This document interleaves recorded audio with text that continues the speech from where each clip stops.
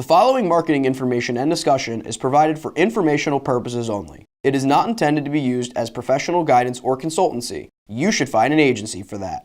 Comexis is a digital marketing agency, so feel free to hire us. But otherwise, just enjoy the show.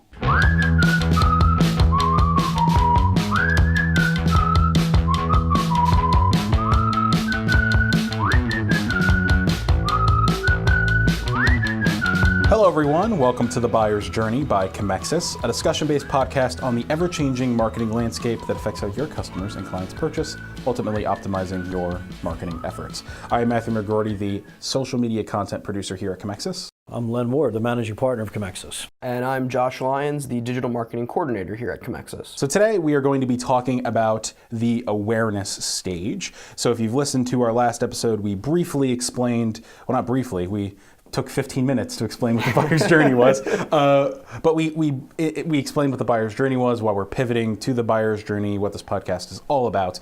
And today we are focusing much more on the awareness stage, which we mentioned in the other podcast, but now we're really going to dive deep onto it. So the awareness stage is the first stage of the buyer's journey. And Len, can you tell me a little bit more about it? The awareness stage is where, you become aware of a problem or you become aware of a need. Think of the buyer's journey as somebody who has a car, maybe they're 18 months out on buying or leasing a new car. They see an ad out there, they're now aware, I got 18 months left. All right, think of the business owner who's driving around, he has an office space of 500 square feet, but he realizes he's just signed a couple deals and that he's clearly going to need a bigger office space, but he's probably about 6 months out. Or even like the person where, there's a husband and wife driving around and they just found out that they're expecting a baby and they're living in a one-bedroom apartment and 9 months from now they have a baby coming. So these are the people who, if an ad were to pop to them, are beginning to talk to them. So that's the awareness campaign where somebody's like, okay, now maybe I do have a problem. And the awareness campaign also dovetails into own a product. So maybe you're kind of doing your own thing, you're working out at a gym or whatever, and you're just kind of, maybe looking at your phone and you see an Apple Watch ad and you're like, wow, that's something I could really use for working out. So it may not be a necessary need like, the married couple where you need to get something larger, but it could be something like, hey, that's a product I'd like to have. That's the awareness stage campaign. Mm-hmm. And we have a couple examples of different audience profiles, as I'll call them, that we're going to be chronicling throughout this week. The first of which is Jenna. So as Len mentioned, the awareness stage is about either realizing you have a need or an advertisement sort of makes you aware of a need or a problem that you might be having or haven't thought of yet. So our first profile, Jenna is a 24-year-old who's about to move into her first apartment in Philadelphia. While living at home, she always uses her parents' vacuum, but now that she's out on her own, she needs to get one for herself. Jenna now has a need. One day before her move, Jenna is browsing Instagram during her lunch break and notices an ad for a Bison vacuum. She only has a few minutes before her break is over, so she remembers Bison and then scrolls past. A few days later, Jenna sees a similar ad while watching YouTube, but doesn't feel like clicking away from her video. And then later that night, she sees the ad on Facebook before bed. Each of the ads above have increased Jenna's awareness of the Bison brand and further reinforced her need for a new vacuum. Eventually, Jenna will see the ad and click on it to learn more, which will lead her directly into the consideration stage, which is what we're going to be talking about tomorrow.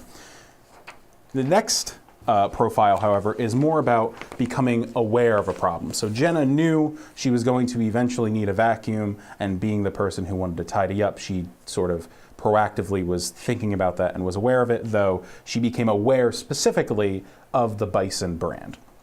This is awareness of something that nobody at the moment was thinking about. So this is a Facebook ad appears on Jamal's newsfeed advertising a baseball camp. It's March and the temperature's barely reaching the 50s, but the ad has Jamal thinking about the summer and of his son Stefan, who turns 4 in May. Jamal makes a mental note and decides to think about the baseball camp later. After all, it might be better than having his son stuck at home with a babysitter or at a summer preschool program. Jamal is now aware that he may want to send his son to this baseball camp and therefore aware of a potential problem to solve. The problem being, what is my son going to be doing this summer? So just like Jenna, Jamal will see multiple ads from this summer camp throughout his social media and even on different websites. As he continues to see each one, his awareness of his problem and awareness of brands he might be interested in will grow until he decides eventually to click on an ad, make a Google search or something like that, which will then bring him in to the consideration stage, which is, again, what we'll be talking about tomorrow. So those are just two examples of the various ways in which somebody could become aware of a brand or aware of a problem that they might be having. So Len, can you tell us, let's just say, top 2 tactics you might use in an awareness? First off, can I ask why we're saying bison and not Dyson? Because I don't want Dyson to sue us. Okay, well then we'll go with bison. That's actually. I don't think they will, but I wanted to be sure. Yeah, and if they have heard of this, hey, we're doing well. So the top hat, you have to go on. This is where it gets. You have to really know your stuff. Work with a digital agency, or if you're an internal marketing team, you have to know exactly where to put the products on the awareness stage, what platforms to put them on. Don't guess at it. Don't think, well, Jamal, maybe he's on Snapchat. There is 80% of all ad dollars right now is spent between 40% is spent to Google, 40% is spent to Facebook. Those are Google and Facebook properties. So Google properties would be Google Display. This is for awareness. It would be Google YouTube, which owns YouTube. Quickly, somebody may say, well, what about pay-per-click? That has nothing to do with the awareness campaign. This is just straight bringing attention to somebody. Pay-per-click means you're actually going on a search engine and searching for something that means you have a problem. Again, tomorrow's conversation with consideration. Facebook and Facebook properties would be Facebook, Instagram, would be Messenger, and so forth. You be intelligent about it, and you take 80% of your budget right now and you allocate those dollars towards those platforms right there.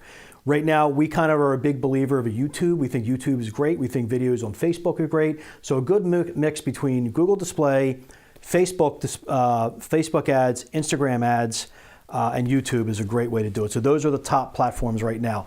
There are other platforms we look at. Yes, we can look at Spotify and all that. So for your other 20%, I would probably bring that down to like Spotify, maybe even a Snapchat, something along those lines, or maybe even some sort of other traditional type methods. But right now, 80% of your ad dollars, Google properties, Facebook properties for the awareness stage. All right. Well, we're going to be talking about for our article today the 20% of what some big brands are spending to get some awareness out there on some different things. We're going to be talking about advertising on Fortnite and how that sort of ties into the awareness stage. So Josh, why don't you take it away from me? Just before Josh actually starts, a lot of this information is coming from Seb Joseph on DigiDay. His article is How Brands Like Wendy's and the NFL Are Marketing on Fortnite. It will be linked in our podcast description as well as on our podcast page on Comexis. But Josh, take it away. Sure. It was only about time until a brand was going to start, advertising on Fortnite. It was only the time. So basically, this article was explaining how Fortnite collabed with actually multiple brands and multiple people to continue to not only raise awareness for their own game, but then also helping other brands like Wendy's and like the artist Marshmello, raise awareness for themselves and for what they do. So Fortnite collabed with Marshmello to perform a live DJ set in-game for 10 million people to watch. It was a game where anyone that clicked in to play, they couldn't physically play the game. They were immediately brought right onto the stage where they got to spend, I think it was about a 10-minute DJ set of Marshmello. They had crazy effects. They had all his music playing. And it was just this awesome way to not only help Marshmello with his music, but also allow Fortnite to sort of step out of the box and do something different. And it obviously worked out well because most say that the 10 million players that watched actually outbid the Super Bowl halftime show that was going on just about an hour or two after the Fortnite show. So it was unbelievable of what happened, which I don't know if you saw a video of it. So I heard about it because it was very popular on Twitch at the time. Unfortunately, I did not watch the Super Bowl nor this concert, though I heard the Super Bowl was not particularly entertaining. I'm assuming both of you did watch the Super Bowl, so you can comment to that, perhaps. Pretty bad. Okay. Yeah, it was not one of the best. So from all of the memes I also saw on Twitter, I have a distinct feeling that this might have actually been a better Super Bowl halftime show. I will hold my judgment because I have not seen. However, Josh, I will turn to you. Sure, yeah. So it was interesting because Richard Downey, who is the SVP of Global News Business at the Specialist Works, had a great quote about this where he said, the mix of spectatorship of esports and one-off events piqued interest for advertisers in the days after the virtual content. So we're sort of seeing this 20% of how ad dollars are being spent on different upcoming platforms, in this case being esports. So, when we mentioned Twitch, another example that was mentioned in this article was how Wendy's used the same mode with Twitch to live stream to start their own new channel back in November when they did a food fight game on Fortnite. So basically what happened was there was a similar concept of Wendy's wanted to start their own Twitch stream, and they had no followers, no sort of awareness of their brand on Twitch. So they linked with Fortnite and decided to come up with this food fight game where they asked the audience to play as a burger against it was a frozen burger chain against a pizza chain. And their sort of weird way to approach it was, we want the audience and the players to be the pizza chain and attack the burger chain. And the reason behind that was because Wendy's always, they really dig deep into the whole idea that they don't use frozen burgers. And they wanted their audience to attack the burger chain because the other burger chains use the frozen burgers. And one thing I want to clarify for those of you who don't know anything about Fortnite other than it's popular and free. These are locations on the map. There's like a little pizza location, there's a little burger location. So it was players going to these locations and killing each other, basically. Anyway, you can keep going, Josh. Sure, Sorry. yeah. So Wendy's took this idea, and they were able to grow from 0 followers to 7,400 followers on Twitch, with over 1.5 million total minutes of video watched in about 10 hours of their streaming, just using this crazy platform that's generated all the buzz in the esports community to help their brand grow. So it's been unbelievable. Yeah, those numbers are incredible. And I remember, we don't have it here in our notes, but Marshmello on Marshmello's YouTube channel, after he did his DJ concert, I think they mentioned like his subscriber base grew, I think it was like 2,000%, wow. Which was, I mean, he had, I think, like 70,000, and it skyrocketed, right? And I think one thing I want to mention as well when we talk about, brands sort of starting to realize esports are a very popular way to advertise. We're seeing other brands do it in other games other than Fortnite. For example, I follow Overwatch League, and just before Season 2 started, a couple weeks ago, Coca-Cola started a partnership with the Overwatch League to sort of have their logo all over it. So when we're talking about awareness for these brands, and Len, you feel free to chime in, it's not always, it's harder to see a direct parallel. Obviously with Twitch, we got incredible numbers from Wendy's, so you can see exactly like how much those numbers spiked. But to say 10 million hours watched of a Wendy's stream didn't get some eyeballs on Wendy's, and maybe next time somebody thought of a burger, they decided to go there, I think that's pretty likely. Well, they're also going after, if you look at the products that were it's ingenious. If you look at the products that are marketed on there, that goes directly to the demographics playing the game. Yeah. So if you're talking Overwatch and you're saying Coca-Cola's there, what's kids drinking that? You're talking Wendy's. My son, who will play Fortnite, will eat Wendy's. So it's ingenious what they're doing. This is very intelligent marketing from the large companies, because while that may be 20% of the ad where your ad weight needs to be today, as we know, how kids and young adults are digesting content online is getting away from the traditional. Even Facebook's going to be looked at as old school, and even YouTube to a point is old school. So this is a 20% investment to find out, is it working? And if it's working, I would not be surprised if by next year it's 25%, 30%. So as that age group grows up, this is where you're putting your ads. But it's ingenious. I think what they're doing with Fortnite, I think what they're doing with Twitch, I've been a loud proponent of this stuff. I think we're it's unfortunately you're at the stage of, if you're a smaller company investing in those types of things right now, it's the mentality of pioneers get slaughtered and settlers prosper. So let's let all the pioneers get slaughtered. So, and then we find out all the metrics and say, okay, this is where I want to go. I would not be comfortable with mid-sized companies putting ad budgets there right now, but if you're a larger company, yes.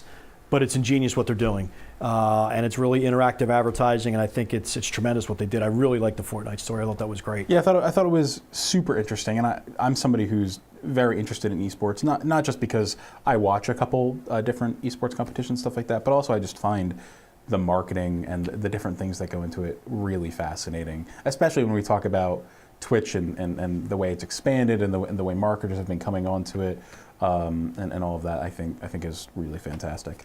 Yeah, and to sort of piggyback on that, like if you look on a smaller scale, you have streamers like Dr. Lupo and Ninja, who at first was very small and was just getting awareness for themselves, playing video games and streaming and sort of showing the fun behind it. But now they in itself, as their brand started to grow, they had partnerships. So now Dr. Lupo works with State Farm, Ninja works with Uber Eats. And then on a broader scale, Fortnite also had another campaign where they linked up with the NFL, and they actually had NFL jersey skins that you could purchase and use, which not only raises awareness for Fortnite, it raises awareness for the NFL on top of each individual team that is playing in the NFL. So it was a very cool thing that they implemented, and it worked out tremendously. The NFL was going right after the younger market with that. Exactly. I mean, it was like my son knew right away, and he bought the Eagle skin, but it was definitely going after the kid who's like, doesn't really know a whole lot about football, was playing Fortnite. Yeah, this is great awareness stage stuff that companies can do. And again, I just think because we've done some pricing and some gauging on Twitch, it's a little cost prohibitive for, whatever, if there's a gaming store out there or whatever, and your revenue is only like $1 million a year, this isn't a play for you. But it's definitely something, as you're looking at your budgets, maybe 20, 21, 22, it's something to think about. And if you are trying to get into that marketplace from the awareness stage, you do want to consider something like YouTube and follow around the live gamers and so forth, where that really could work well. That's probably a good way to get in from the awareness campaign and kind of capitalize on what the larger companies are doing on this other stuff. Absolutely.